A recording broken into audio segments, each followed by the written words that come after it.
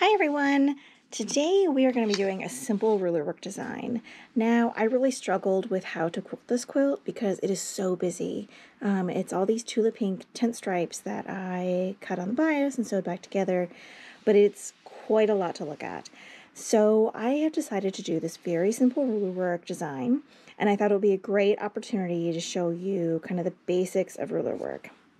Now the first thing you'll need is a ruler foot on your machine.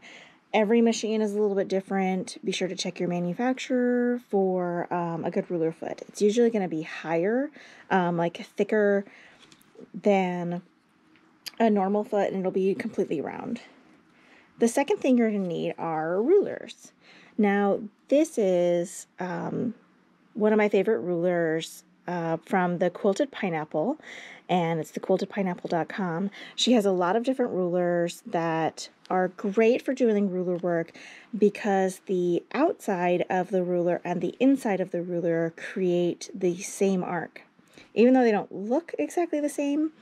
So if I stitched along the outside of this curve, I get this arc, and if I stitch along the inside of the curve, I get the same arc. So that allows you to move the ruler around and stitch along whichever side is most convenient for you, because ruler work can get a little awkward. Like, you can be kind of like reaching around your machine and stitching towards yourself, and you want to avoid that. So getting a ruler that is flexible will really help.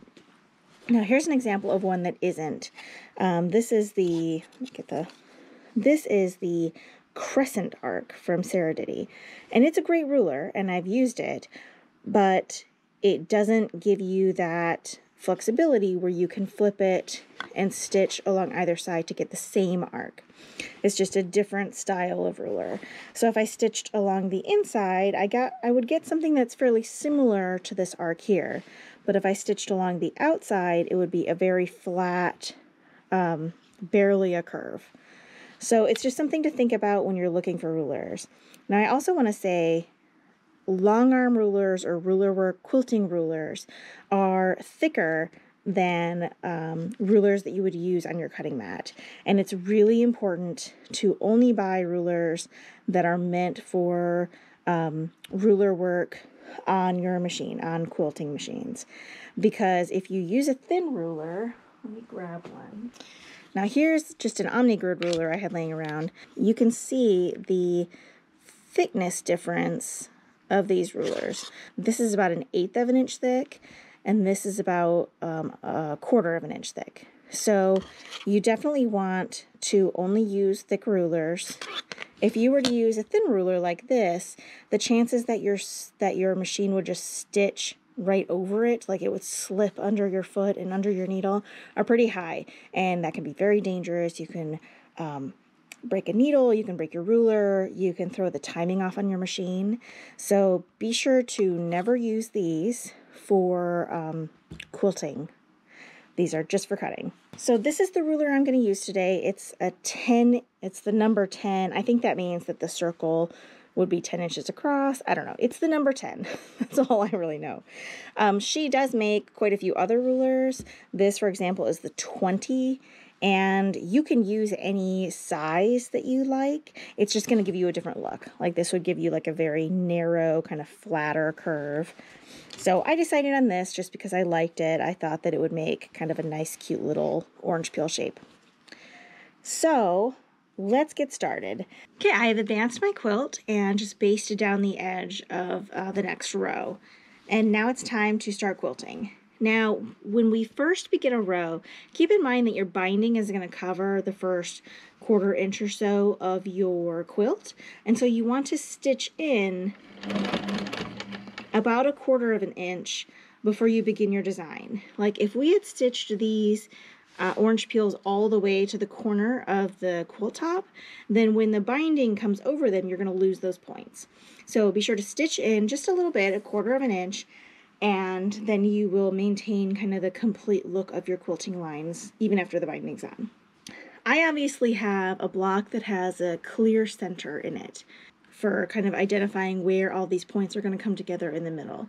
If you do not have this, then what you can do is just measure your block and find the center and just put a little dot there you can just use a water erasable pen and just measure and draw a little dot in the center of your block and use that to place your ruler. I'm going to hold my ruler against the ruler foot on my machine, and I'm going to place it so that the edge of the ruler is about 1/4 of an inch away from where I want to land in the center of the block.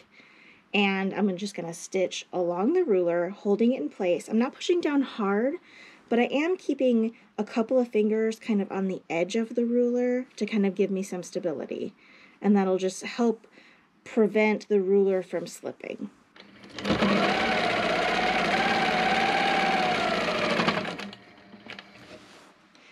So now that we've done our first arc, you could turn right around and use this side to go back and complete this orange peel, but then you'll be stuck back where you began. So instead of that, I want to be able to do all the blocks in a row all at once. So I'm going to do the top of this, and then I'm going to bounce back to this corner and repeat, just doing these 2 arcs all the way across my quilt top.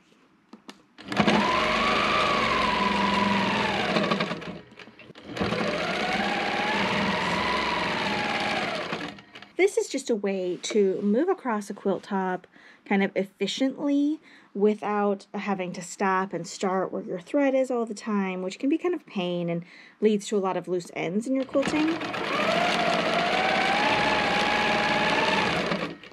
And nobody likes to bury ends, so you want to find the most efficient path around your quilt.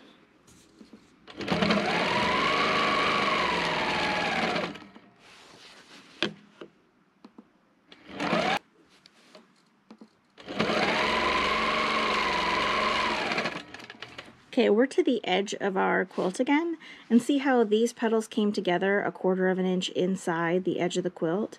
I want to be sure to meet those right there instead of going off the side of the quilt.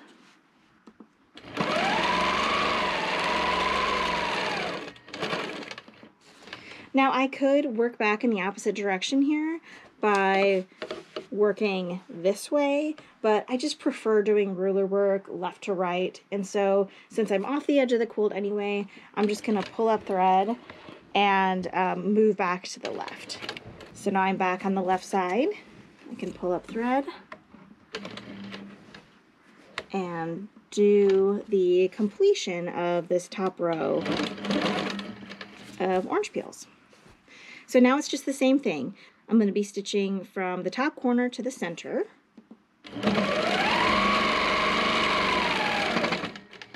And then I'm going to be moving my ruler and stitching from the center out to the tip.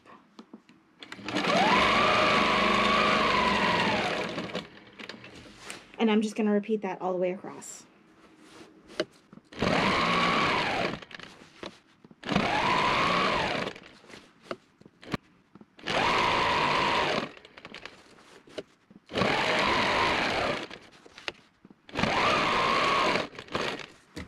There is our top row of orange peels along these blocks. And now we are going to reverse that process and do the bottom row of orange peels. So we're going to start in the bottom corner. And I'm stitching in to give myself that binding room.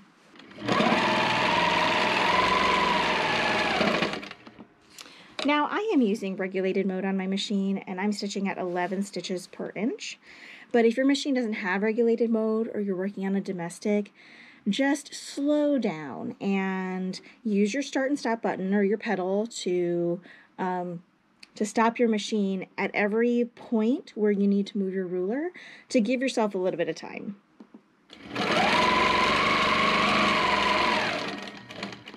Like with all quilting, it is not a race.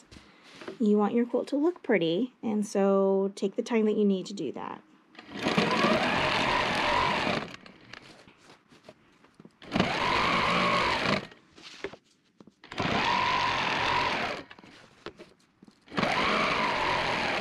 So we're back at the left side, and now we are going to finish our little orange peels on the bottom of these blocks.